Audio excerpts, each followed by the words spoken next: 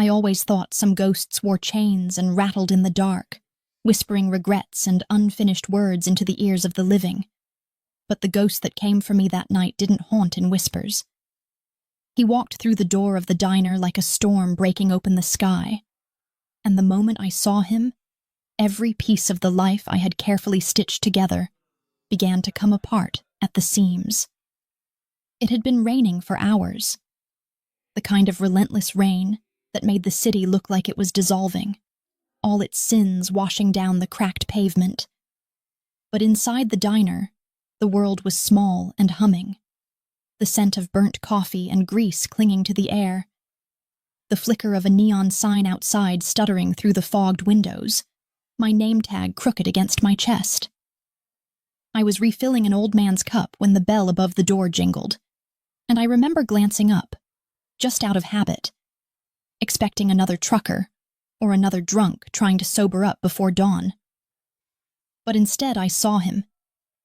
He was standing there like he had stepped out of another world, a world carved in shadow and smoke, wearing a dark suit that didn't belong anywhere near our cheap vinyl booths or the buzzing soda machine that always sputtered when it tried to pour cola.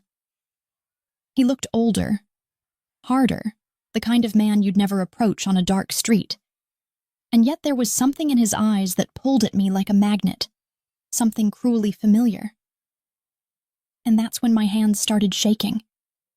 Because no matter how much I tried to deny it, no matter how much my mind screamed that it couldn't be, that it was impossible, that he was gone, I knew those eyes. I knew them because I'd spent half my life dreaming about them, and the other half trying to forget. Lena. He said my name quietly, almost tenderly, like a word that belonged to him, and the sound of it shattered something deep inside me, because I hadn't heard that voice in 6 years. Not since the night they told me Damian Vance was dead. For a moment, everything stopped. The clinking of dishes, the low hum of conversation, even the rain seemed to hold its breath. The other customers turned to look at him. Tall, broad-shouldered, dangerous in that effortless way that made people instinctively move out of his path. And then, as if the universe wanted to make sure I couldn't escape, he smiled. Not the boyish grin I remembered, but something slower, darker, like the ghost of that old smile twisted by time and sin. "Damien?" I whispered, the words scraping out of me like broken glass. He took a step closer, and I could smell him. Expensive cologne layered over gunpowder and rain, a scent that didn't belong to the boy I once loved, but to a man who had learned how to command the room without raising his voice. "I missed that look," he murmured, eyes trailing over my face like he was memorizing it all over again. "The one that says you don't know whether to run or to forgive me." My throat felt tight, my heart slamming against my ribs like it was trying to claw its way out. And every memory I had buried, the laughter by the lake, his hands tangled in my hair, the promises we whispered beneath a sky full of stars, they all came crashing back with violent clarity. But then another memory followed, one I couldn't drown no matter how many times I tried. The day they found his car at the bottom of the ravine. Twisted metal and shattered glass. His blood on the seats. No body recovered. I had stood there, rain pouring down, clutching the necklace he'd given me and begging the universe to be wrong. And yet here he was. Alive. Changed. Dangerous. "I thought you were dead," I said, my voice trembling, my hands gripping the coffee pot like it was the only thing keeping me upright. "I was," he said, the corner of his mouth lifting in a humorless smile. "In every way that mattered."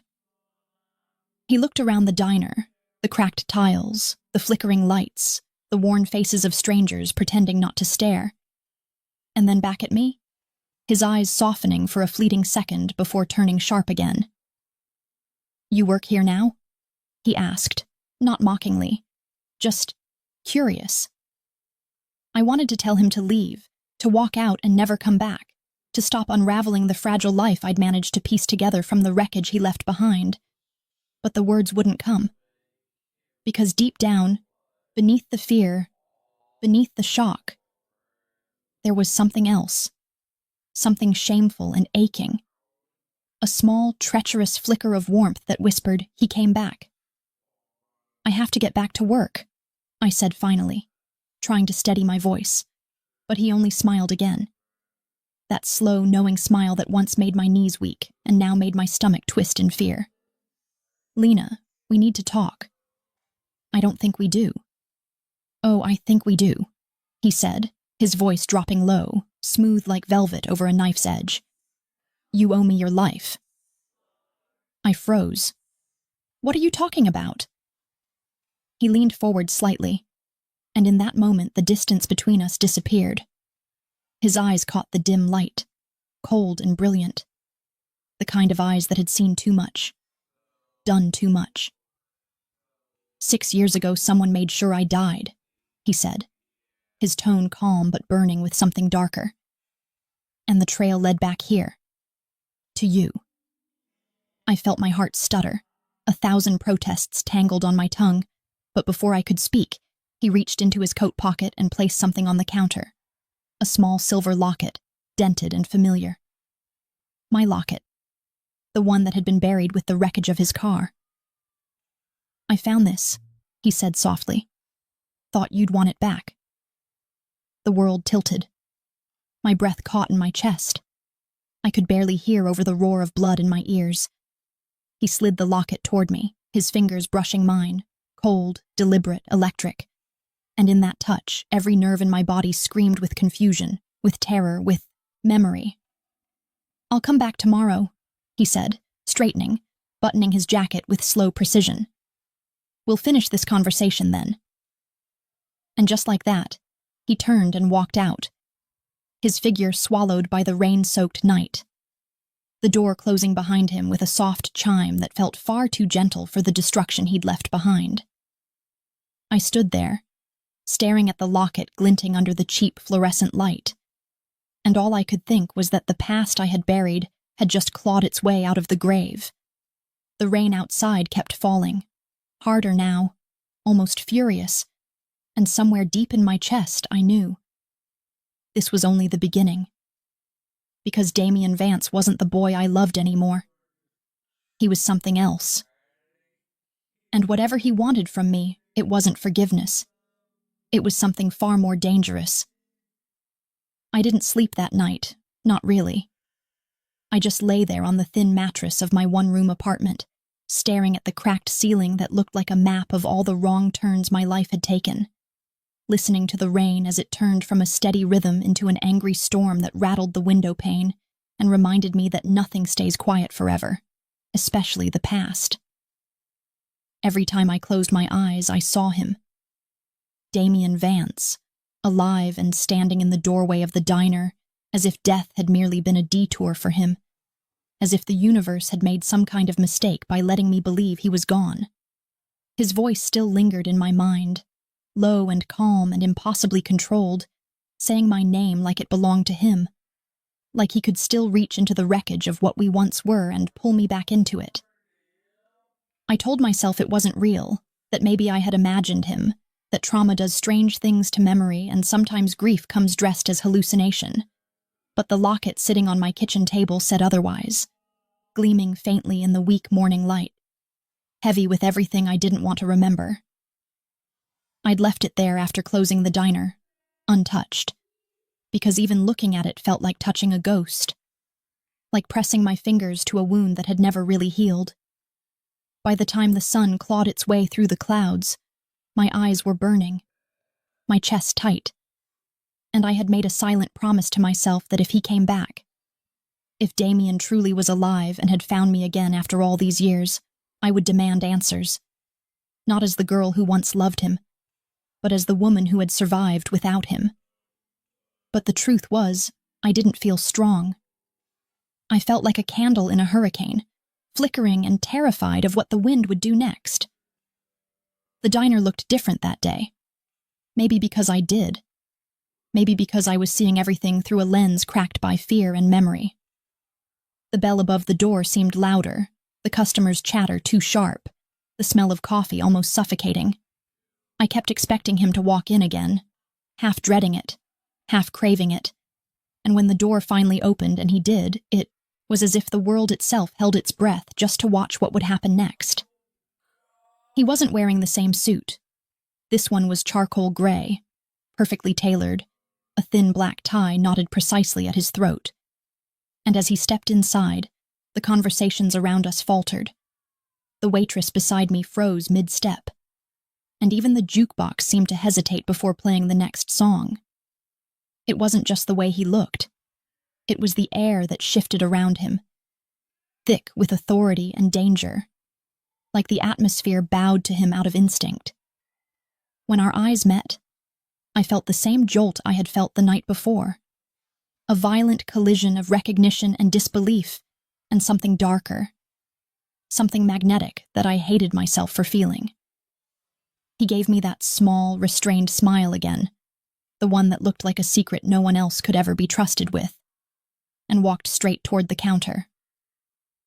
"Good morning, Lena," he said, his tone casual, almost gentle, though his presence made everyone else in the diner shrink into their seats.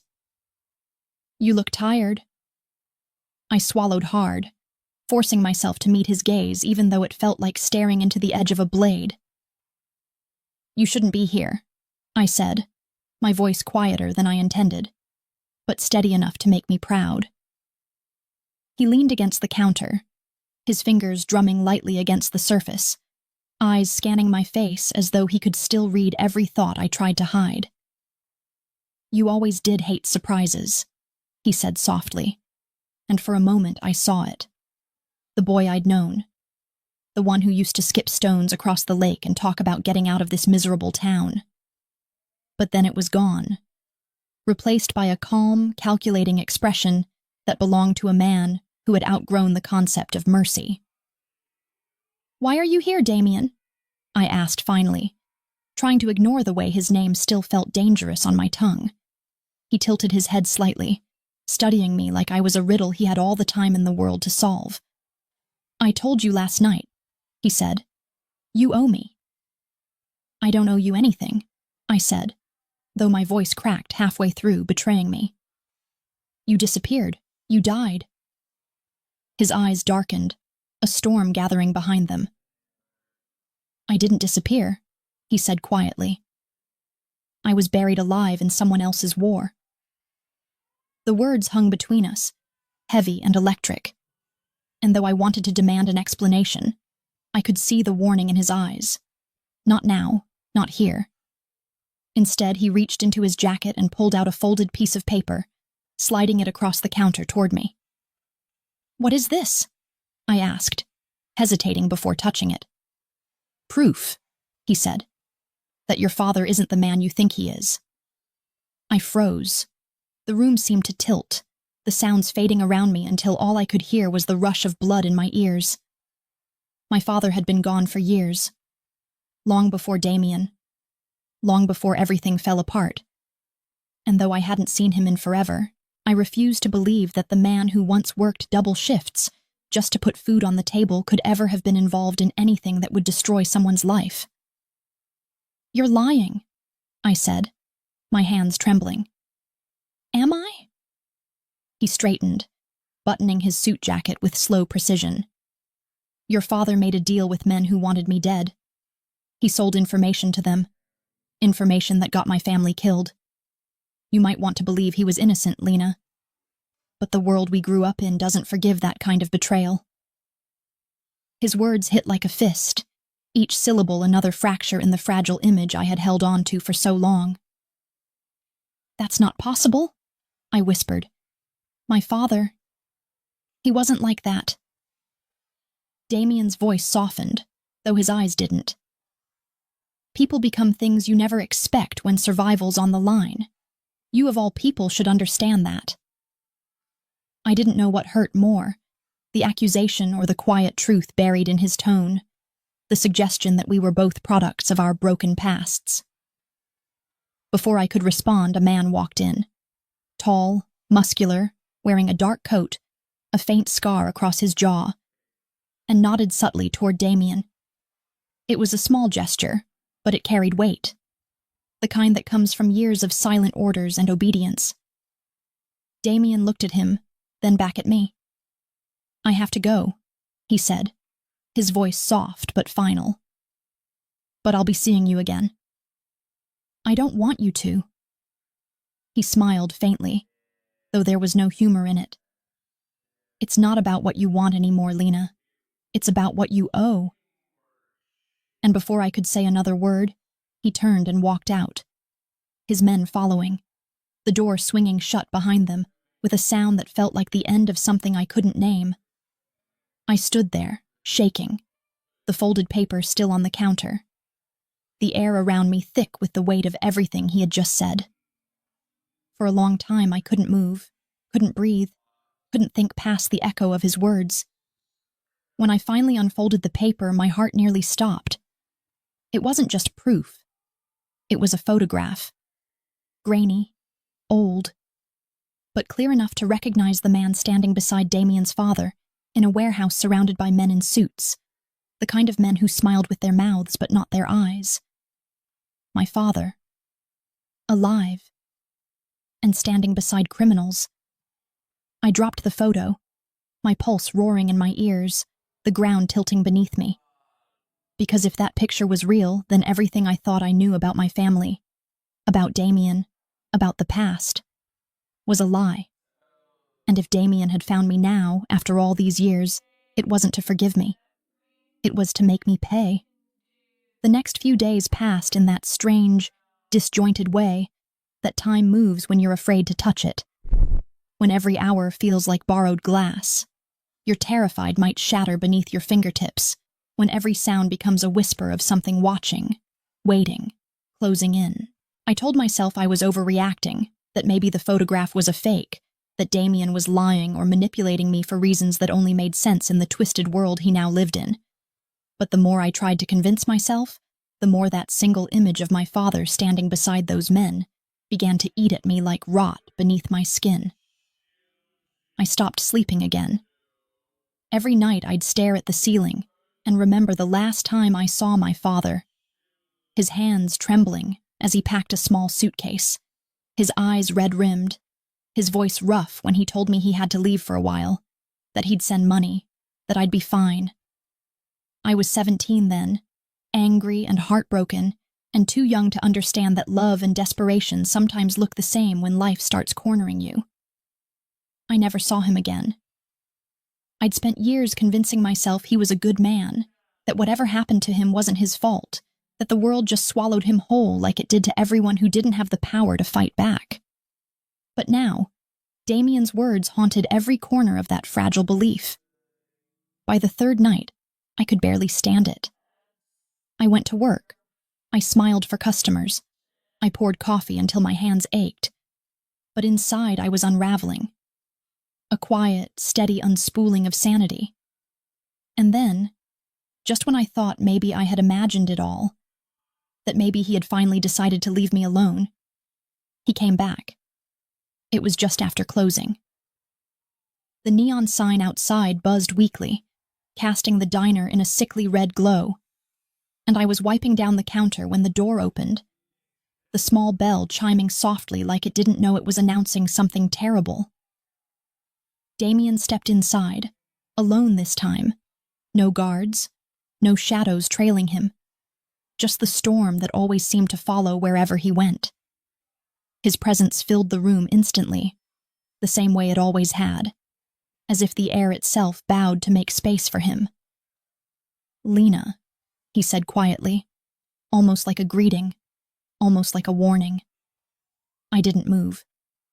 I just kept wiping the counter, pretending that if I stayed still long enough, maybe he'd dissolve like smoke. "We're closed," I said finally, not looking up. "I'm not here for coffee," he replied, and there was something in his voice that made my fingers tighten around the rag until my knuckles went white. I forced myself to meet his gaze, and for a moment I wished I hadn't, because his eyes were colder tonight, the color of deep winter, and though his face was calm, there was a quiet violence in the way he stood there, like a man trying to cage his own fury. "What do you want from me?" I asked, my voice trembling despite my best efforts. He stepped closer, his shoes silent against the floor, his scent a mix of rain and smoke and something sharper. Danger, maybe, or regret. "I told you," he said, his tone measured. "You owe me." I laughed then, bitter and hollow. "For what?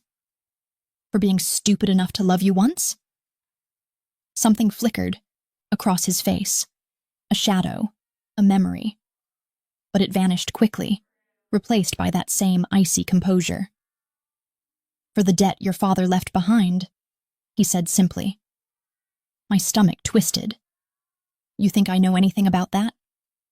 "I think you know more than you realize," he said, taking another step forward until he was close enough for me to see the faint scar that cut across his jawline.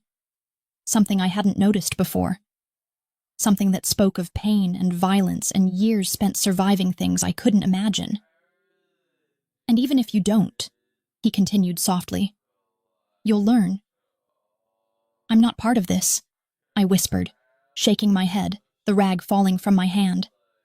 "Whatever happened between you and him, that has nothing to do with me." He reached out suddenly, his hand catching my wrist before I could move away, his grip firm but not cruel, his thumb pressing against my pulse like he was measuring how afraid I was, or maybe how alive. "Everything has to do with you," he said, his voice low, dangerous in its calmness. "You're the only thing he cared about, the only thing he begged them to spare." The words hit like a physical blow, and for a moment I couldn't breathe. "What are you saying?" "I'm saying your father made a deal that cost me everything," Damien said, his gaze burning into mine. "And when it all fell apart, when they came for me, he tried to save you instead. He traded my life for yours." I pulled my hand back, stumbling a step away, shaking my head as if that could make the words untrue. "No, no, that's not possible." He sighed, running a hand through his hair, a gesture that for one brief heartbeat made him look human again. "I wish it wasn't," he said quietly. "But it's done. And now." He looked up, his expression hardening again, his voice turning colder. "Now the debt is yours." The silence that followed was so heavy I thought I might drown in it. I didn't understand what he meant, not fully, but I knew enough to feel the terror crawling up my throat. "What do you mean?" I whispered. He didn't answer right away. Instead, he pulled something from his coat, a small black envelope, and placed it on the counter. "Pack a bag," he said finally.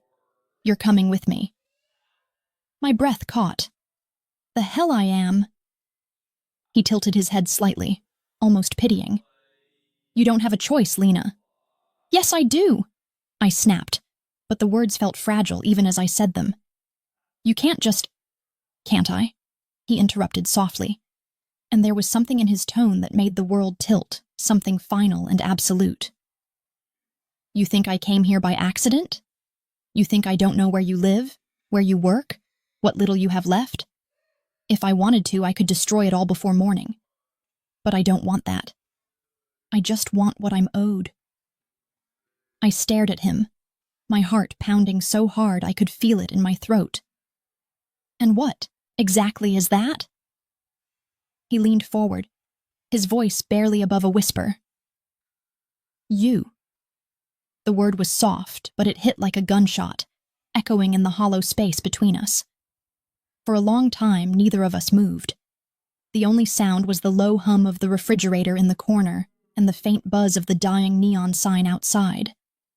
Finally, I found my voice. "You're insane." "Maybe," he said, straightening, his expression unreadable. "But I'm also right." Before I could react, before I could even think of what to say, the lights flickered. Once, twice, and then went out completely, plunging the diner into darkness. I heard movement, the faint rustle of fabric, and then his voice again, calm and close. Too close. You can fight me if you want, he murmured, his breath warm against my ear. But the moment you step outside that door, you'll understand that you're already in my world, whether you like it or not. And then the lights came back on, harsh and blinding, and he was gone. The door swinging slightly, the night swallowing him whole once again. On the counter, the black envelope remained, my name written across it in his familiar, precise handwriting. My hands shook as I reached for it, tearing it open, and inside was a single plane ticket, one way, to New York. Below it, a note written in the same elegant script. You can run, but I'll still find you. The debt must be paid. I sank to the floor then, the weight of it all crashing over me like a tidal wave I had been too naive to see coming. Because I understood now, whatever Damian Vance wanted, whatever darkness he had dragged himself out of, I was part of it. And this time, there would be no running. I don't remember the exact moment I stopped resisting and started surrendering, but I think it happened somewhere between fear and exhaustion, somewhere in that fragile space where the body gives up before the heart does, because I told myself I would never go with him, that I would never step willingly into the darkness he called home. And yet 2 nights later, I found myself sitting in the back seat of a sleek black car that smelled faintly of leather and danger, the city lights stretching behind us like a map of every mistake I'd ever made. The plane ticket he had left for me burned in my mind like a brand, a silent command that I wanted so desperately to ignore. But when I came home from work that evening and found my apartment door unlocked, the air inside heavy with the scent of cologne and smoke, I knew the choice had already been made for me. There on the table, where the locket once lay, was a single white rose wrapped in a black ribbon, and beneath it a note written in his elegant, precise hand. If you make me come for you, I won't be gentle. So I packed a bag. Not because I wasn't afraid. I was terrified. But because something inside me knew that whatever this was, whatever he wanted from me, running wouldn't save me. He had found me once. He would find me again. And deep down, in that small, shameful corner of my soul that still remembered the warmth of his touch and the sound of his laugh, I needed to see what he had become. The car drove through the night in silence, the driver expressionless behind dark glasses, and I sat there staring out the window, my reflection faint and ghostly against the city blur, wondering how a girl who once dreamed of escape had ended up trapped in the orbit of a man who made freedom look like a fairy tale. When the car finally stopped, the world outside had changed. The noise of the city replaced by the low hum of cicadas and the rustle of trees. Before us stood a mansion so large it didn't seem real. A sprawling fortress of stone and glass, surrounded by iron gates and shadows that seemed to breathe. It was beautiful in a cold, intimidating way. Too perfect, too controlled, like everything inside was meant to look untouchable. The driver opened my door, and I stepped out slowly, clutching the strap of my bag as if it were a lifeline. The air smelled like rain and polished steel. The front doors opened before I could even reach them, and there he was. Damian Vance, standing at the top of the stairs, his silhouette framed by the golden light behind him, his presence so commanding it made the night itself seem to bow. "You came," he said, his tone unreadable, and though I wanted to say something sharp, something defiant, all I could manage was a hollow trembling. Did I really have a choice? He descended the steps slowly, each movement measured, deliberate, like a predator that knew the prey wasn't going anywhere. "Everyone has a choice," he said softly, stopping just in front of me, his eyes searching mine. "But most people make the wrong one." The words hung between us, sharp as glass. He reached out then, brushing a strand of hair from my face, and I flinched, not because his touch was rough, but because it was too gentle, too familiar, and I hated that part of me still leaned toward it like a moth toward flame. "Come inside," he murmured, his voice low and coaxing, the same voice that once whispered love against my skin, and now carried the weight of something far more dangerous. Inside, the mansion was a world of polished marble, soft lights, and quiet menace. Everything gleamed, the floors, the furniture, even the silence, and yet it felt cold, like a museum built to worship power instead of beauty. I followed him through hallways lined with paintings of storms and oceans and men who looked like they'd never known mercy. The air was thick with the scent of expensive whiskey and something metallic I couldn't name. "Why am I here?" I asked finally, my voice echoing slightly against the walls. He didn't turn around. "Because you need to understand the world your father touched," he said, "and because you need to understand me." "I don't want to understand you. I snapped, the words slipping out before I could stop them. He turned then, his eyes dark, but not angry, almost amused. "You say that," he said, "but you wouldn't be here if it were true." He wasn't wrong, and that realization made me hate myself a little more. He led me into a room that looked more like a study than a living space. Shelves lined with books, a decanter of amber liquid on a glass table, floor-to-ceiling windows that looked out onto a garden that seemed to exist only to remind the night how quiet it could be. "This will be your room," he said simply, and I blinked, confused. "My room." "For now," he said, "until I decide what to do with you." The calm way he said it sent a chill through me, as if my fate were something he could rearrange at will, like furniture. "I'm not a thing you can keep," I whispered. He smiled faintly. "You always were too proud for your own good." He poured himself a drink, the sound of the liquid against glass oddly intimate. "You're here because of choices your father made, but how long you stay, how much you lose, that's up to you." I stared at him. The memories of the boy he used to be clashing violently with the man before me. Once upon a time he had been warmth and laughter, and dreams of leaving this broken town together. Now, he was ice-wrapped in silk, danger disguised as elegance. "What happened to you?" I asked softly. He looked at me for a long moment, his expression unreadable, and then he said, "I died." He set his drink down and stepped closer. So close I could see the faint stubble on his jaw, the pulse in his throat. "The night they betrayed me, I lost everything. My father, my future, my name. I spent years clawing my way out of that grave, learning what power costs, learning that love makes you weak. And when I finally came back, I found that the only person who ever mattered was part of the lie." His words sank into me like poison, slow and burning. "You think I lied to you?" I asked, my voice breaking. "I think you didn't know how deep the lies went," he said quietly. "But ignorance doesn't erase debt." He reached out then, his fingers brushing against the side of my face, and though I should have pulled away, I didn't. His touch was soft, but it felt like a test, like a reminder of how easily he could ruin me if he wanted to. "You're shaking," he murmured, his thumb tracing my jaw. "I'm not afraid of you," I lied.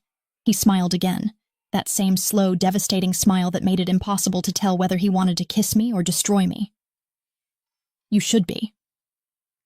The silence that followed was unbearable, filled with everything we weren't saying, everything we used to be. Finally, he stepped back, his face hardening again, the softness gone. "Get some rest," he said.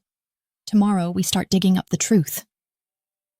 When he left the room, the air felt colder, emptier, like he had taken all the warmth with him. I sat on the edge of the bed, staring at the moonlight spilling through the window, my heart a mess of contradictions. Fear and longing, hate and nostalgia, love and something darker that I didn't have a name for. Because the truth was simple and terrible and impossible to escape. I still loved him. Not the man he had become, maybe, but the echo of who he used to be. the boy who promised forever and kept only his absence.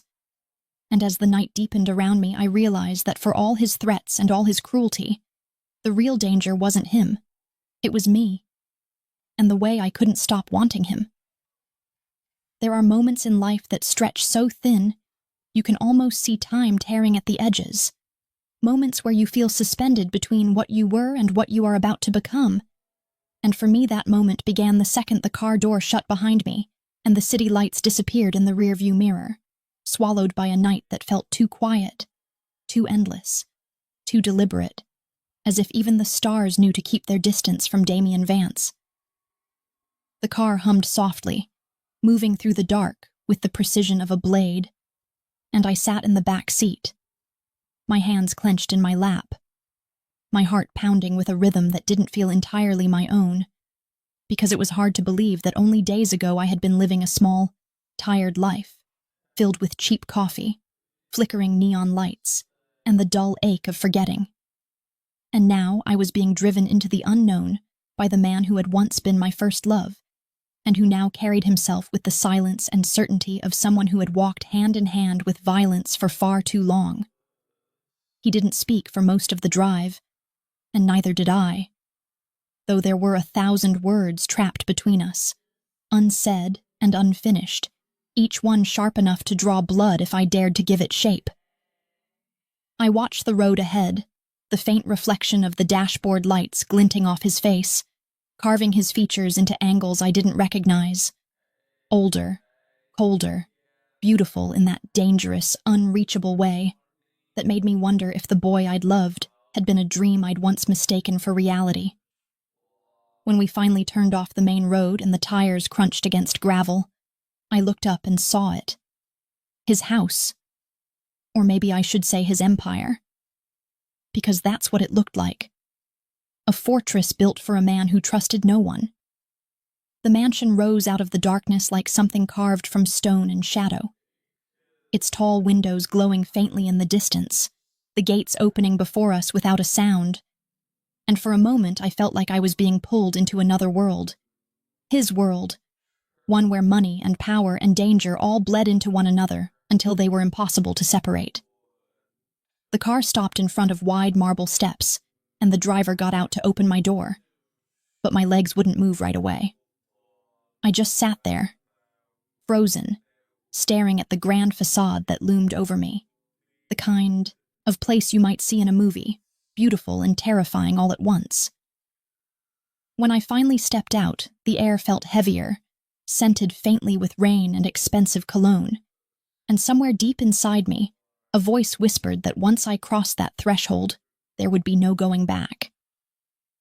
He was waiting for me at the top of the steps, his hands in his pockets, his expression calm, almost unreadable, though I could sense the tension beneath it, the kind that coils around a person who's spent years pretending they don't feel anything.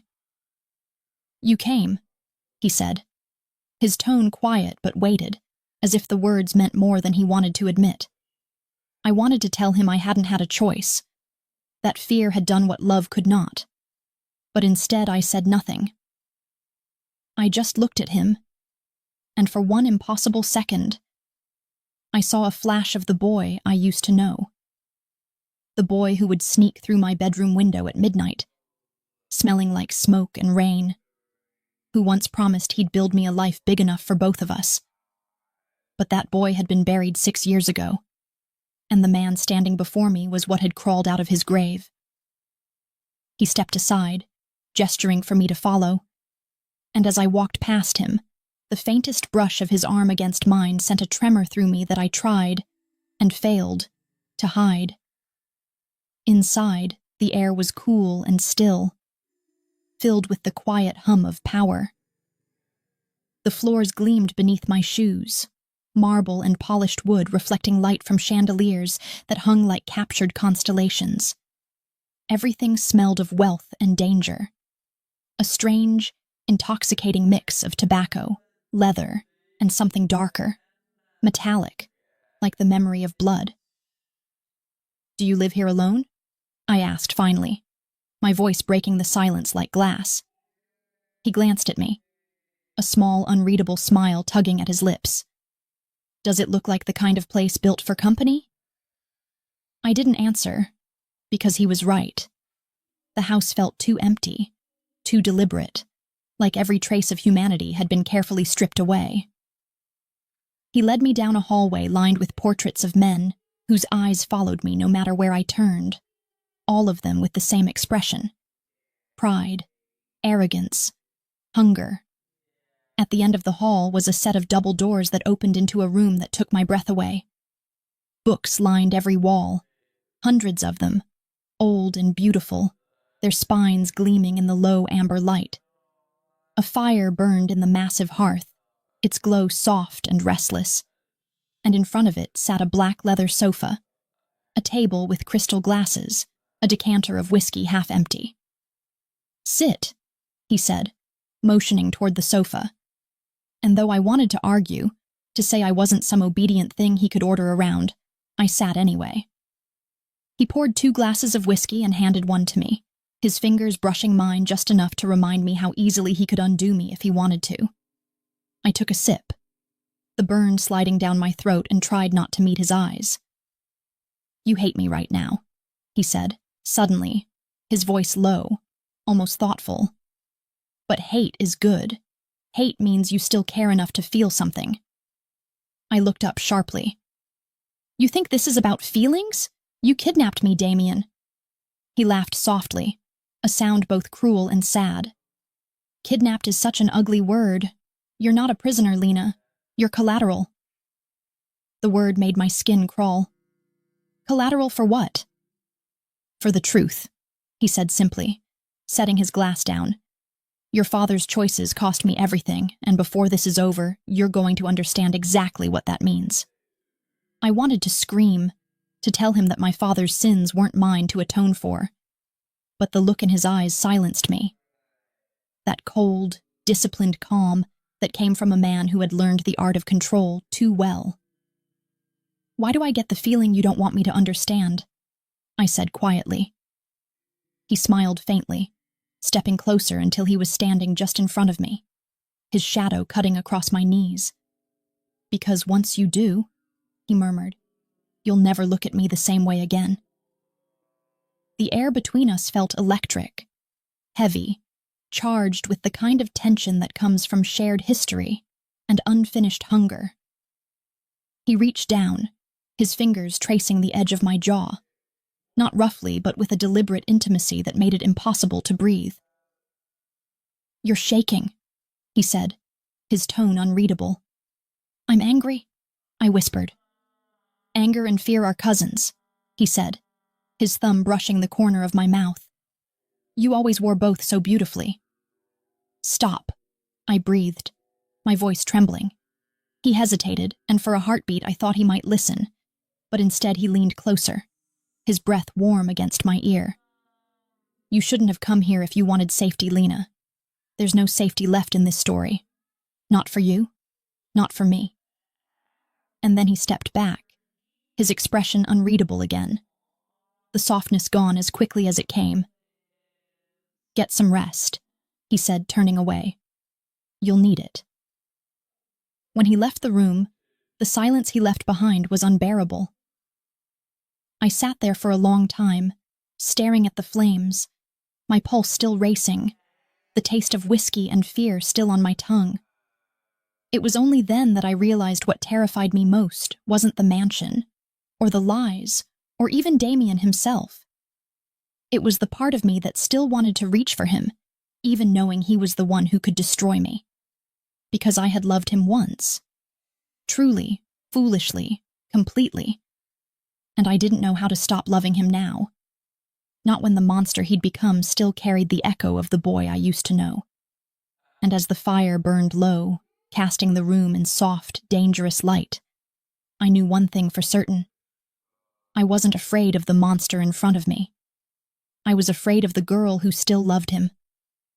The first few days in Damien's house moved like a fever dream, the kind that leaves you half awake and unsure if you're still trapped inside it, because everything felt too large, too still, too rich with the scent of danger and memory.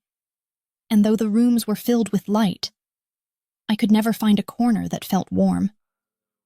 The walls seemed to listen, the air too quiet to be trusted, and every footstep echoed like a reminder that I didn't belong there, that I was not a guest but a possession being catalogued, studied, and kept under lock and key. Damien was rarely home during the day, and when he was, his presence filled the house in ways that made it impossible to breathe. I'd hear the low rumble of his voice in the study, commanding men I never saw but always sensed, their shadows moving behind closed doors. Sometimes, I'd catch pieces of their conversation, words like shipment, Rossetti, territory, words that told me his world ran on violence and control, that every moment he was out there, he was gambling his life for power. At night, I'd hear the sound of cars pulling into the driveway, engines cutting off, doors slamming, voices low and sharp. Then silence again. Always silence. I told myself to stay out of it, to keep my head down, to wait for the moment I could slip away. But I'd never been good at obedience. Not with him. Not even when I should have been. And one evening, when I heard shouting from downstairs, harsh, angry voices, the sound of something breaking, I couldn't stop myself. I left my room and followed the noise, barefoot on the cold marble floor, the pulse in my throat so loud it drowned out everything else. The shouting came from the main hall, and when I reached the edge of the staircase, I saw him. Damien, standing at the base of the steps, his face calm in that way that made the calm itself more terrifying. 3 men stood across from him, their suits expensive but rumpled, their eyes wild with anger and fear. One of them was bleeding from the lip. "You think you can take what's mine?" Damien's voice was low, but it carried through the hall like a blade. The tallest man spat blood onto the floor. "You don't own this city, Vance. The Rossettis don't bow to anyone." The name made something in my chest tighten. I remembered hearing it before, whispered through the thin walls of the diner, always spoken in fear.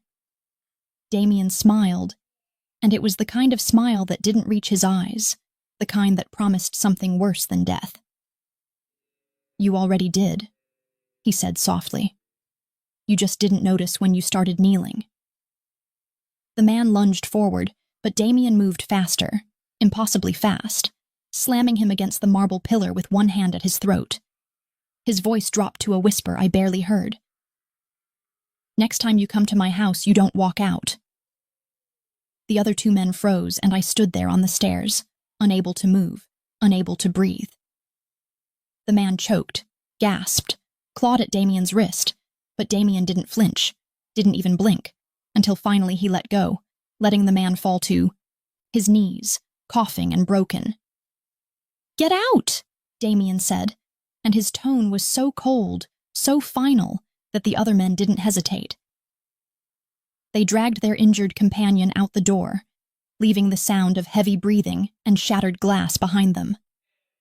When they were gone, he turned toward the stairs, toward me, and for a second I thought I might be invisible, that he hadn't seen me.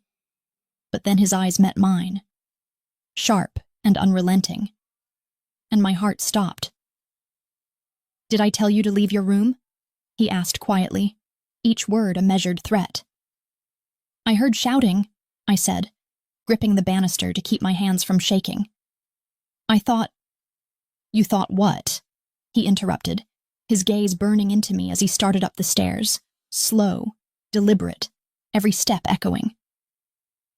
"That I needed your help? That I couldn't handle 3 pathetic men in suits?" "No," I said quickly, my voice catching. "I just—" He reached the top of the stairs before I could finish. His hand caught the railing beside my head, caging me in without touching me, his proximity almost unbearable. "You don't understand what kind of men you're dealing with," he said softly. "If they knew who you were, if they even suspected what you mean to me, they wouldn't stop until they had you." "What I mean to you?" I echoed, my breath shallow, my pulse wild. "What do I mean to you, Damien? Am I leverage? A ghost? A memory you couldn't bury? His jaw tightened, his eyes flicking down to my mouth before he stepped back, as if he'd caught himself crossing a line he didn't trust himself to stop at. "You're none of those things," he said, though his voice didn't sound certain. "You're a liability, and I protect what's mine."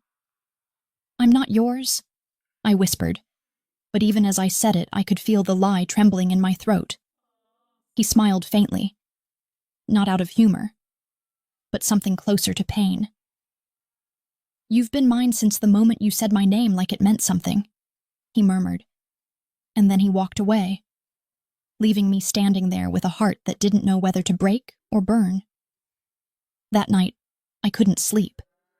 Every sound in the house made me jump.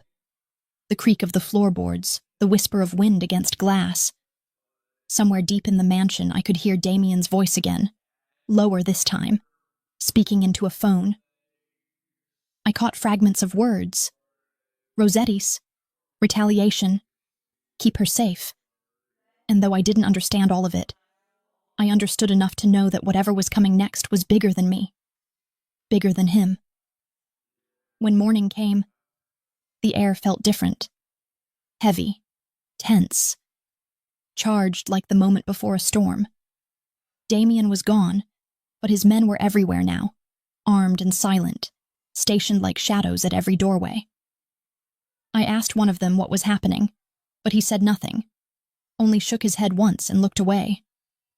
By afternoon, I couldn't take it anymore. I went outside, hoping for air, for space. But as I stepped into the garden, I realized how quiet it was. Too quiet. And then I heard it. The faint click of metal, the whisper of danger. Before I could react, Damien was there, pulling me backward, his arm around my waist, his other hand drawing the gun from his jacket in one fluid motion. The shot came a second later, splintering the marble column inches from where my head had been. I screamed, the sound tearing through the silence, and he shoved me behind him, his body tense, his voice low and lethal. "Stay down." 2 more shots rang out, then silence again, broken only by the sound of someone running. Damien moved like something out of a nightmare. Fast, precise, a predator who had been waiting for this moment. When it was over, one of his men emerged from the trees, dragging a stranger by the collar, bloodied, unconscious, dressed in black. "Rossetti," Damien said, his voice calm, almost coldly satisfied. I was shaking, my hands pressed against the ground, my heart hammering so hard I could barely hear. When he turned to me, his expression softened just slightly, enough to remind me that somewhere beneath the violence and the power, there was still something human left, though I didn't know if that made him more dangerous or less. He knelt beside me, his hand brushing against my cheek, his thumb wiping away a tear I hadn't realized had fallen. "Are you hurt?" he asked quietly. I shook my head, unable to speak. "Good," he said, his tone darkening, "because if you were, I'd burn this city down." The words sent a shiver through me. Not just fear, but something else. Something reckless and alive that I didn't want to name. Because in that moment, surrounded by the scent of smoke and gunpowder, I realized the truth I'd been trying to deny since the day he walked back into my life. He was both my ruin and my refuge, and I was already too far gone to turn back. It's strange how quickly you can become accustomed to fear, how it seeps into your bones and reshapes itself into a kind of rhythm. A quiet background noise you start to mistake for safety. And maybe that's why I didn't run after the attack. Maybe that's why I stayed, because the terror had turned into something else. Something I couldn't name. A feeling that lived somewhere between fascination and ruin. A slow acceptance that my life now existed in the orbit of a man who held both salvation and damnation in his hands, and didn't seem to know the difference anymore. After the night in the garden, Damien changed. Or maybe he simply stopped pretending. The sharp edges of his world began to cut through the polished veneer of control. Men with guns patrolling the grounds, Cars coming and going at all hours, whispered conversations that ended the moment I walked into a room. There was tension in the air now, a heaviness that felt like thunder before a storm. And though he tried to shield me from it, I could see it in the set of his jaw, the restless pacing of his movements, the way his eyes never seemed to rest. He didn't sleep much, and when he did, it was shallow, haunted. I'd hear him walking the halls late at night, his footsteps slow, deliberate, echoing against marble like the steps of a man who knew peace would never come for him. Sometimes I'd find him standing in the study, shirt unbuttoned, drink in hand, staring at the fire as if it were the only thing that could keep his ghosts at bay. Once I asked him what he was thinking about, and he looked at me with a kind of hollow amusement before saying, "How many men I've killed to keep this life." He said it so calmly, so quietly, that for a moment it didn't even sound like confession. It sounded like math. I wanted to ask if he regretted it, if there was still a piece of his soul left beneath the scars and the blood. But the truth sat on my tongue like a stone I couldn't swallow, because the man who once held me under a blanket of stars was now the man who could end a life without blinking. And I didn't know which version of him frightened me more, the monster who acted without mercy, or the broken boy who still carried the memory of love in his eyes. Days blurred together. I learned not to ask questions, not to linger too long in rooms where decisions were made. But one evening, curiosity won over caution. The sound of raised voices drew me toward the west wing. Voices I didn't recognize, low and tense. The door to the study was slightly ajar, and when I peered inside, I saw Damien with 3 of his men, one of whom was holding another man by the collar. Beaten, bloodied, terrified. He was feeding information to the Rossettis, one of Damien's men said. "We caught him trying to pass along your shipment routes." The beaten man, barely more than a boy, really, shook his head weakly. "Please, Mr. Vance, I didn't mean to. They threatened my family. I had no choice." Damien's expression didn't change. He didn't shout. He didn't even move. He just stared at the man like he was studying a stain he couldn't quite remove.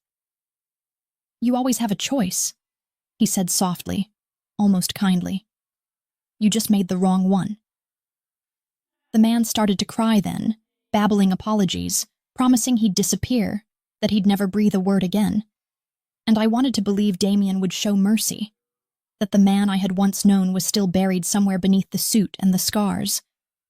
But before I could even blink, Damien drew his gun, and the sound that followed was sharp, final, merciless.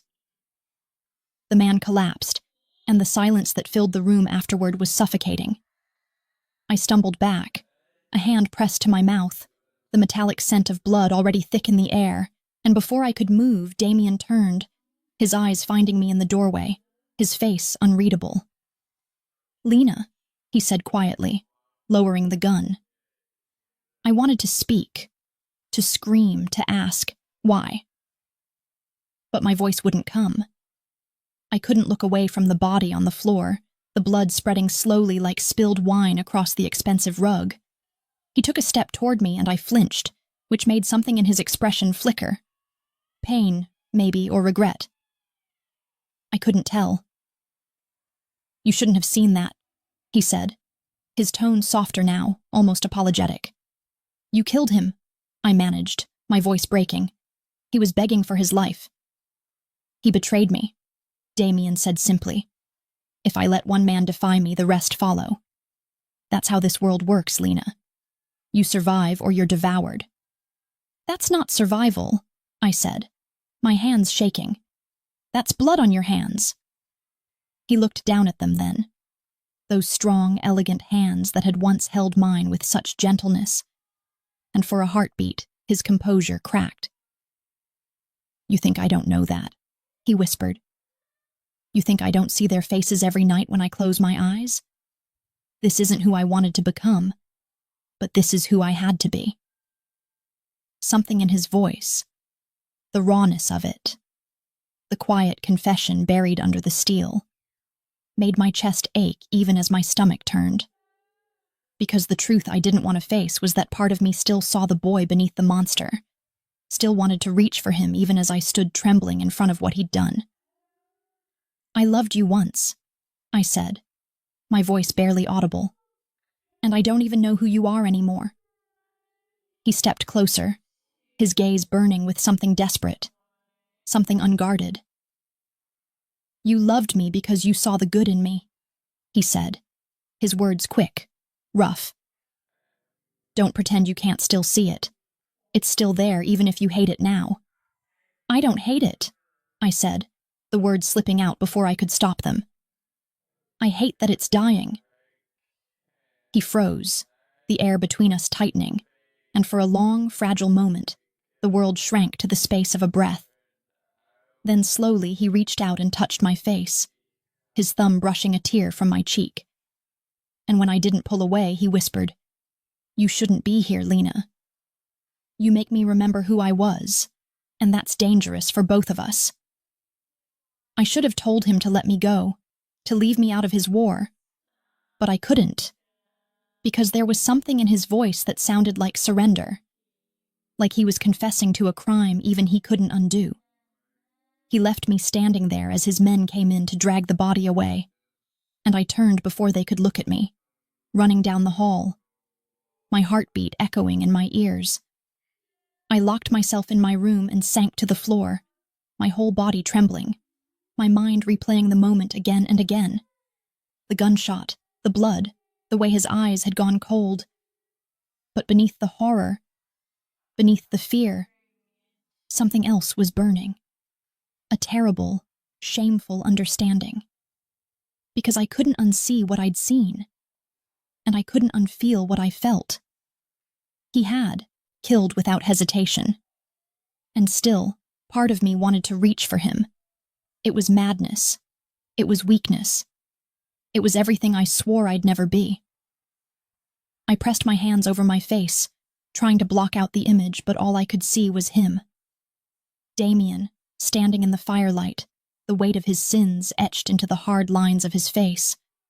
Blood on his hands, love in his voice, damnation in his eyes, and as much as I wanted to pretend otherwise, I knew this truth would follow me forever. That the man I once loved had become the thing I should fear most. And yet he was still the only one who could make me feel alive. There are moments when life fractures so completely that the pieces no longer fit together, no matter how desperately you try to press them back into place. Moments when you realize that the line between love and fear, between loyalty and captivity, has blurred so thoroughly that it no longer matters which side of it you stand on, because either way you are bound. And that is what I had become in Damien's world. Bound, not by chains or locked doors, but by something far more dangerous. The pull of a man who could destroy me and yet kept saving me just enough to make me stay. After that night in the study, the one where I saw what he was truly capable of, something inside me changed. I told myself I hated him, that what he did disgusted me, that the blood on his hands would forever stain whatever we once had. But hatred, I realized, is not the opposite of love. It is its mirror, distorted and raw. And every time he walked into the room, I felt that same terrible mixture of fury and longing claw its way through my chest until it hurt just to breathe. The house was different now, louder in some ways, and yet eerily still, filled with the distant hum of danger. Men came and went like shadows, their eyes always avoiding mine, their conversations hushed but urgent. I caught words like Rossetti retaliation, shipment hit, and traitor, and though no one explained anything to me, I didn't need to be told that Damien was at war again, not just with the world outside, but with the ghosts he'd buried beneath his empire. He was gone most nights, and when he returned, it was always the same. The smell of smoke and gunpowder clinging to his clothes, the cut across his knuckles not yet healed, the silence that wrapped around him like a second skin. He never told me where he went, and I never asked. But I could see the toll it took. The sleepless eyes, The low growl in his voice when someone spoke out of turn, the exhaustion that came from carrying too much power and not enough peace. And yet, for all his distance, he still kept me close. His men had orders. No one was to touch me. No one was to question my presence. And that kind of protection felt like both a cage and a confession. I wanted to believe it meant he cared, that somewhere beneath all that rage and vengeance there was still a heart that remembered me. But I had learned enough about men like Damien to know that possession often wears the same face as love. It was 2 weeks after the killing when everything began to unravel again. I woke to the sound of raised voices echoing from downstairs. Sharp, tense, filled with the kind of fury that comes from betrayal. I wrapped myself in a silk robe and followed the noise, my bare feet silent on the marble floor.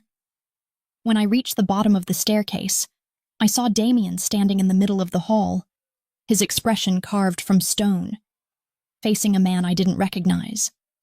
Tall, thin, eyes darting like a cornered animal. "You sold me out," Damien said, his voice low and dangerous, the kind of quiet that came before violence. "You fed information to the Rossettis and now my men are dead." The man shook his head, his hands trembling. "It wasn't me. I swear it wasn't me."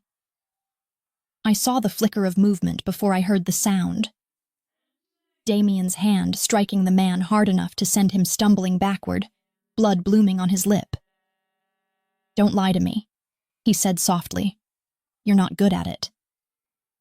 "Damien," I said without meaning to, my voice breaking the spell, and for a moment everything stopped. The air, the sound, even the man's ragged breathing. Damien turned toward me slowly, his eyes dark and unreadable, and for a second I thought I saw something almost fragile there, something that looked like the boy I once knew. But it vanished the moment he spoke. "Go back upstairs, Lena," he said, his tone even but absolute.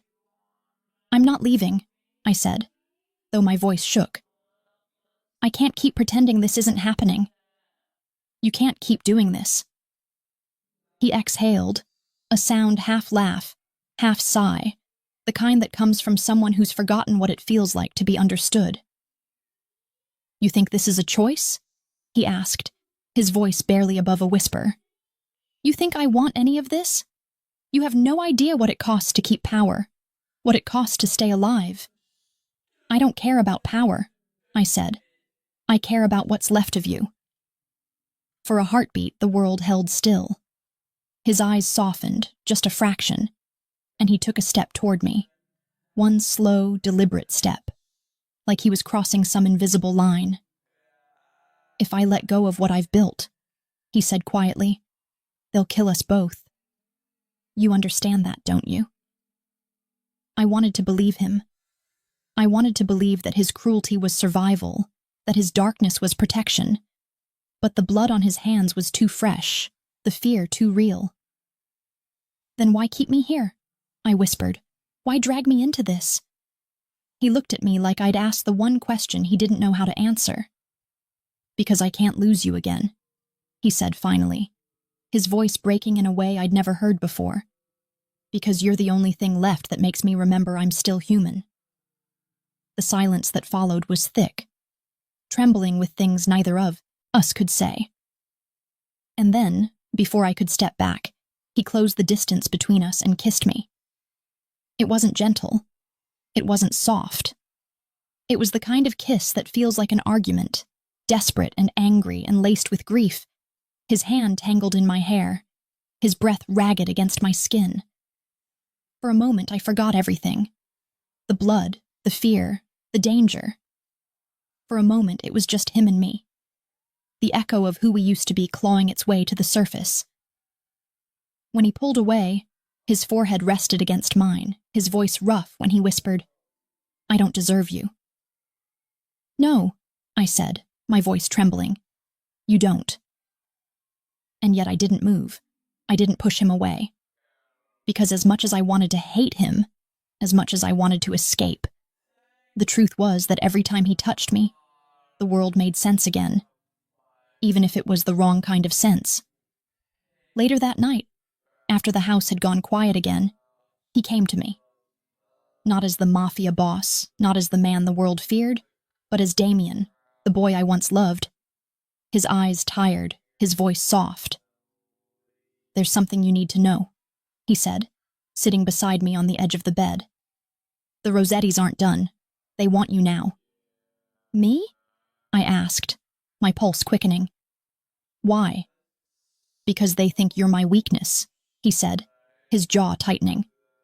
And they're right. For a long time, neither of us spoke.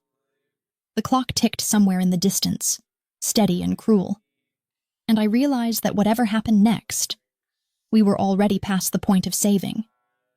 Finally, he stood, his hand brushing mine as he said, "There's only one way to keep you safe, Lena." I looked up at him, fear clawing at my throat. "What way?" His expression was unreadable, but his voice was steady, resolute. "You stay with me. You become mine. Completely. No more running. No more pretending you don't belong in this world." I stared at him, unable to tell whether it was a promise or a sentence. "That's not protection," I whispered. "That's captivity." He smiled faintly, but there was no cruelty in it this time, only something that looked like sorrow. "Maybe," he said, "but it's the only bargain the devil knows how to make." And as he turned to leave, the truth settled in my chest like a weight I'd never lift. I wasn't a hostage anymore. I was a choice. A dangerous, impossible, irrevocable choice. There are nights that feel like confessions, nights where silence becomes a kind of language, and every breath carries the weight of something you're too afraid to say. And since the moment Damien told me that I was his weakness, those nights became endless, stretching long and heavy, filled with the ache of what we were and the terror of what we were becoming. The world outside his mansion felt distant now, like a dream I had once lived in another life.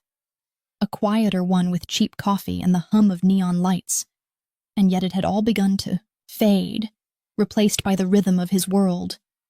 A rhythm built on danger and control, on shadows that moved through corridors and whispered promises that sounded like threats.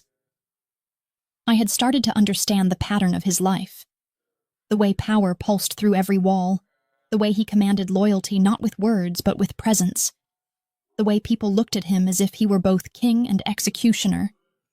And I wondered if they saw the same thing I did. Not just the monster, but the man drowning beneath his own armor. He kept his distance for a few days after that night, the night of our bargain, as if giving me space might somehow erase the words he had spoken. But distance in that house was an illusion. Every step I took echoed in his silence. Every thought of escape circled back to him like gravity. And though I told myself I wanted freedom, I began to realize I wouldn't even know what to do with it anymore. One morning, I found him in the garden, sitting on the stone bench near the fountain, his back to me, his posture rigid, his hands clasped loosely as if he were trying to remember how to pray.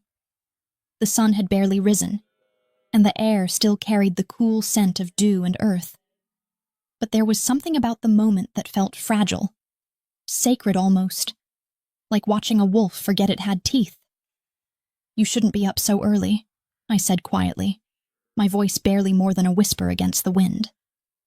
He turned his head slightly, not surprised to see me, his eyes half-shadowed. "Sleep doesn't come easily anymore," he said. "Too many ghosts in the dark." I sat beside him, not too close, but close enough to feel the faint warmth radiating from him, the subtle tremor in the air that always came when he was near. "Does it ever stop?" I asked. "The ghosts?" He smiled faintly without humor. "No. You just learn to live with them. You feed them and they stop screaming." There was a sadness in the way he said it that made my chest tighten, a quiet exhaustion that slipped through his usual armor of composure. For a moment I thought about reaching for his hand, but I didn't. because I didn't know if the comfort I wanted to offer would be a kindness or a cruelty. "Tell me about the Rossettis," I said instead, because I was tired of living among questions. He hesitated, the line of his jaw tightening. "They were once allies," he said finally, his tone distant, practiced. "We built empires side by side until greed made enemies of us. They wanted control. I wanted peace. But in this world, peace is a weakness someone always exploits." "And now?" I asked. "Now," he said, his voice hardening. "They're trying to erase me." The words were simple, but the way he said them carried centuries of blood and betrayal. I looked at him, at the man I had loved and lost and found again in the ashes of everything I thought was true. And for the first time, I understood that there was no future waiting for us outside, this war. That his life and mine were both tethered to a fire that would burn until there was nothing left to save. Later that day, I went exploring through the house again, trying to find some corner that didn't smell of fear or memory. I ended up in a small room I hadn't seen before, a room lined with photographs and old books, softer somehow, lived in, almost human. On the desk was a picture in a silver frame, a young boy, dark-haired and smiling, sitting beside a man whose eyes mirrored his. The resemblance was unmistakable. "His father," a voice said behind me, and I turned sharply to see Matteo, Damien's right-hand man, standing in the doorway. I nodded slowly. "He looks happy?" Matteo's expression shifted, something between fondness and regret. He was. Before the world showed him what it does to good men. The silence between us felt heavy with unspoken things. "Do you ever think he could be that person again?" I asked quietly. Matteo sighed, stepping closer, lowering his voice. "I think he wants to be, but I don't know if wanting is enough. The kind of life he leads, it doesn't let you come back." His words lingered long after he left, and as I stood there staring at the photograph, I realized that I wasn't just trapped in Damien's house. I was trapped in the story of his ruin. That night, the storm came. Not just outside, though the rain lashed against the windows like fury itself, but inside the house too. I heard shouting again, gunfire in the distance, men rushing through the halls. I ran to the balcony and saw cars pulling into the drive, headlights cutting through the darkness, flashes of movement that looked like chaos spilling into order. Then I saw him, Damien, stepping out into the rain without hesitation, his suit already soaked, his expression calm, but lethal. He barked an order I couldn't hear, drew his gun, and disappeared into the night. I waited by the window for what felt like hours, my heart thundering with every crack of thunder, every shot in the distance. I wanted to run, to hide, to do something, but all I could do was stand there and pray. Not to God, because I'd stopped believing in divine mercy long ago, but to whatever cruel universe had brought him back to me, asking it not to take him away again. When he finally returned, his hands were stained red, his face streaked with rain and blood that wasn't his eyes wild in a way that made my breath catch. He looked at me. Just looked. And in that one gaze I saw everything. The exhaustion, the violence, the desperation, and beneath it all, the same broken tenderness that had once made me fall in love with him. He didn't speak. He just crossed the room, grabbed me by the waist, and pulled me against him, his mouth finding mine in a kiss that was all fire and grief and hunger. It wasn't gentle. It wasn't kind. It was a confession without words, a plea, a punishment, a promise. When he finally pulled away, his voice was rough, his forehead pressed against mine. "They're dead," he said. "All of them. But it's not over. It's never over." I looked at him, at the blood on his hands, and whispered, "What will it take for it to end?" He smiled, the kind of smile that breaks your heart because it doesn't reach his eyes. Everything, he said softly. It will take everything. That night, when he finally fell asleep beside me, his arm heavy across my waist, his breathing uneven, I lay awake, staring at the ceiling, the storm still raging outside. I thought about the boy he had been, the man he had become, and the version of myself that I no longer recognized. Because somewhere between love and survival, I had changed too. I had stopped being the girl who wanted to save him and become the woman who would burn with him if it meant we could stand in the same fire. And maybe that's what love really is when it's born from ashes. Not the light that saves you, but the flame that consumes you both. There comes a point in every story where you stop pretending that the ending can still be rewritten, where the weight of everything that has happened presses so heavily against your chest that every breath feels like an act of defiance. And I think that's where I was now, standing at the edge of something I couldn't name, watching the empire Damien built begin to fracture beneath the pressure of too much blood, too many secrets, and the unrelenting truth that no one can outrun what they've become. The days after the storm passed in a haze of whispers and movement, the house no longer quiet but alive with the low hum of panic. Men came and went in pairs now, their eyes sharp, their hands always near their guns, their words laced with tension. I saw it in the way Matteo spoke in low tones to Damien behind closed doors, in the way doors that were once left open now slammed shut, in the way Damien's voice, once calm, controlled, cold, now carried the edge of something volatile, like a man who had realized that control was a fragile illusion he'd been pretending to hold for far too long. I tried to talk to him.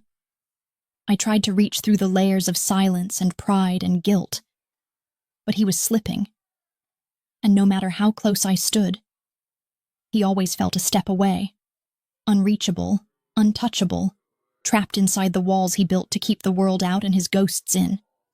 One evening I found him in his office, staring out the window at the gardens below, his hands resting on the back of a chair, his reflection fractured by the glass. The light caught the faint scar along his jaw, the one I'd never noticed before.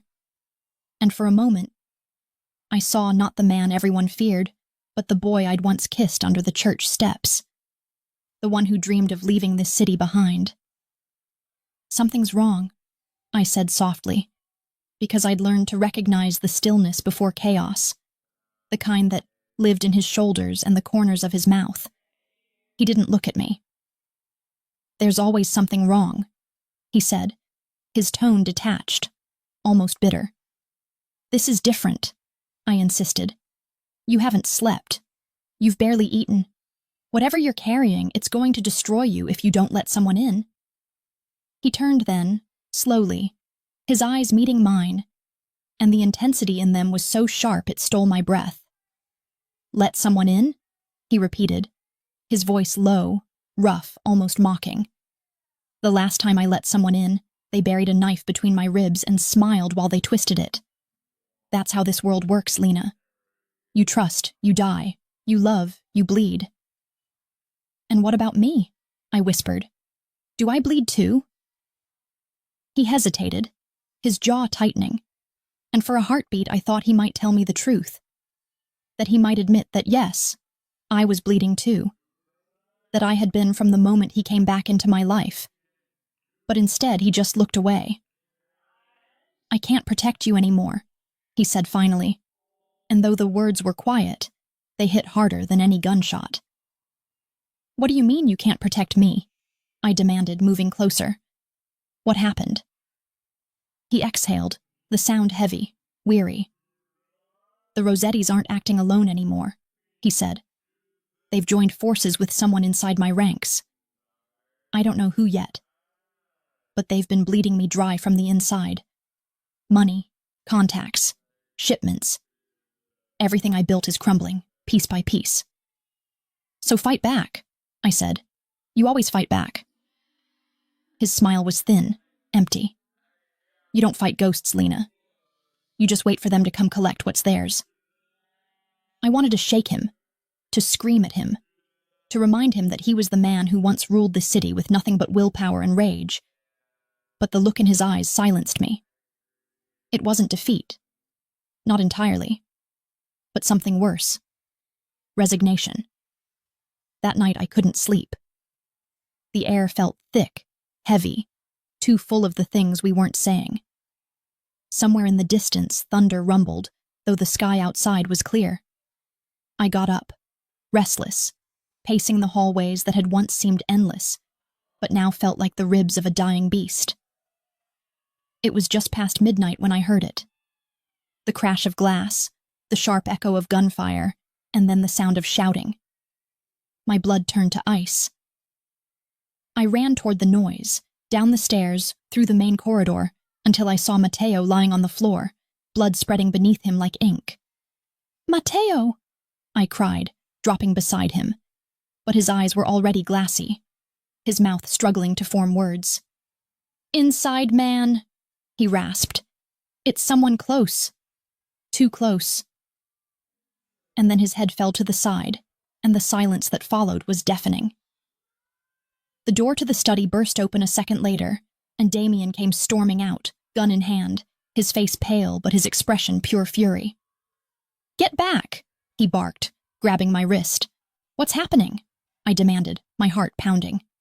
"Betrayal," he said, his voice low, clipped, cold.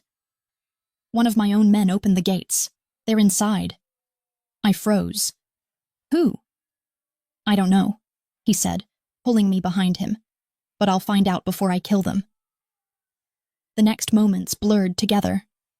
Footsteps, shouts, the smell of smoke.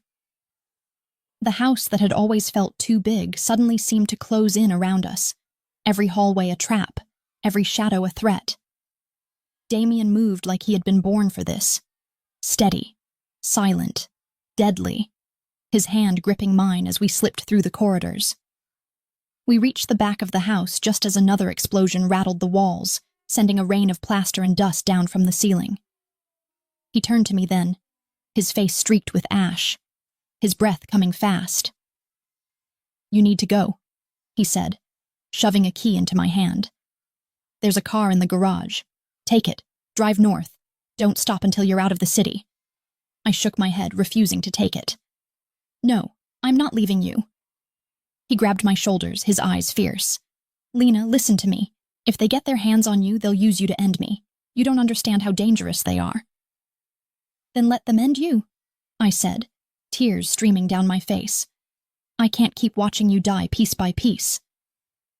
He smiled then, a small, broken smile that shattered me. "You think I'd ever let them have that satisfaction?" A gunshot rang out, sharp and close, and Damien's expression changed. Surprise, pain, disbelief. He staggered back, a dark bloom spreading across his shirt. "Damien!" I screamed, catching him as he fell, my hands already slick with his blood. He tried to speak, but the words came out as a whisper, a ghost of sound. "It was someone close," he said. "Too close." I looked up then, my heart stopping, and saw the shadow in the doorway. It was Luca, one of his most trusted men, the one who had served him for years, who had been by his side through every rise and fall. "You shouldn't have come back, boss," Luca said, his gun still raised, his expression a mix of regret and resolve. "You forgot what mercy costs in this business." I moved without thinking, placing myself between them, my body shaking but my voice steady. "Put the gun down, Luca." He hesitated, his gaze flicking to me. "He made his choice, Lena. Don't make me make yours too." Damien's hand found mine, weak but insistent. "Go," he whispered, his voice breaking. "Please." But I couldn't move. I wouldn't. Because no matter how much blood he had spilled, no matter how many sins he carried, he was still Damien. My first love, my only love, my ruin and my home. And I wasn't going to let him fall alone. Luca's finger tightened on the trigger. The sound of the gunshot was the only thing that followed. There are moments when time seems to split apart, when sound becomes silence and movement turns to stillness, and all that exists is the pulse of your own heartbeat echoing against the walls of a world that no longer feels real. And that was what it felt like when the gun went off. A single deafening sound that shattered the fragile line between love and loss, leaving only the terrible stillness that follows destruction. I didn't even know who had been hit at first, because everything blurred together. The smoke, the shouting, the sharp smell of gunpowder mingling with blood and rain. But then Damien's body jerked against mine, his breath catching in a way that made the air itself stop, and I knew before I looked that it was him. His eyes, those eyes that had once held the whole world inside them, went glassy for a moment, then found mine again with a focus so raw it broke something inside me.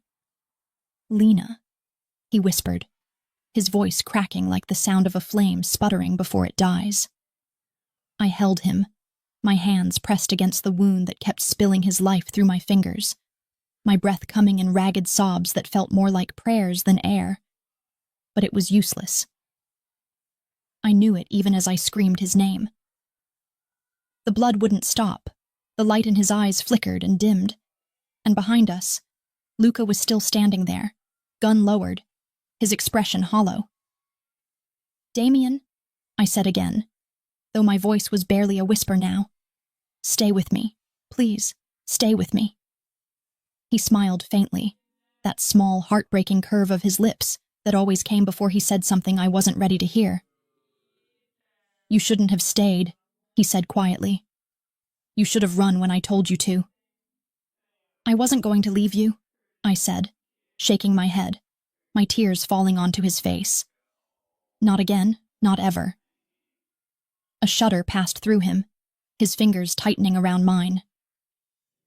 "You always were stubborn," he murmured, and even now, dying in my arms, he sounded almost amused, almost like the boy I had met all those years ago, when the world was still soft. Behind us, Luca's voice broke through the haze, low and trembling. "It wasn't supposed to be like this," he said. "He was already falling apart. I just wanted to end it before they did." I looked up at him, fury burning so hot it felt like I was on fire. "You killed him," I said. "You killed the man who would have died for you." "He was already dead," Luca whispered, his voice cracking. "You just didn't see it yet." I wanted to kill him then. I wanted to grab the gun and end him the way he had ended Damien. But Damien's hand found my wrist, his grip weak but insistent. "Don't," he said softly. "Don't become me." And that was what stopped me. Not the weakness in his voice, but the strength of it. The last flicker of goodness still alive inside a man who had done so many terrible things. I dropped the gun and buried my face against his chest, feeling the slow, uneven rhythm of his heartbeat beneath my ear, knowing I was counting down the seconds I had left with him. Outside, the world seemed to hold its breath.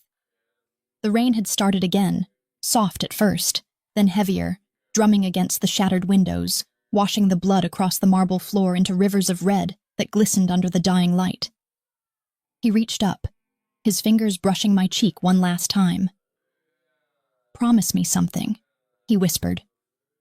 "Anything," I said, though my throat was tight and the word barely made it out. "When it's over," he said, his voice faint, "you walk away. You don't look back. You live, Lena. You live like I never could." And I wanted to promise, I wanted to tell him yes, but the word got lost somewhere between the pain and the disbelief. Because how do you promise life to the person who is your life?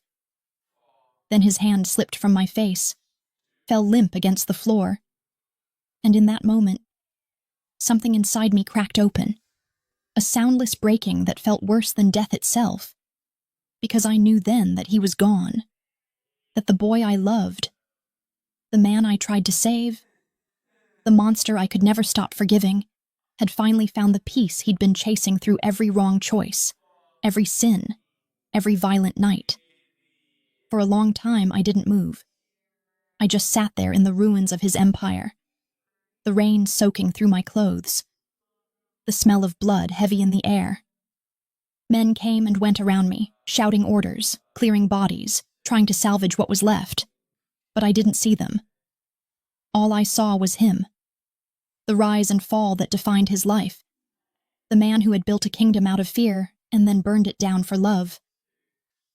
Eventually, they took his body away, and I followed in silence, numb, my fingers still stained red, my heart still refusing to understand that it was over. Matteo was gone, Luca had vanished, and the mansion that once stood as a monument to Damien's power was nothing more than a tomb now. A house haunted by what it had cost to hold the world in your hands. In the days that followed, I did what I promised him I would, or at least I tried. I left the city. I drove north until the skyline disappeared behind me, until the roads turned to dirt and the world felt quiet again. I found a small town by the coast, a place where no one knew my name, where the sound of waves could almost drown out the memories. But peace, I've learned, is not the absence of pain.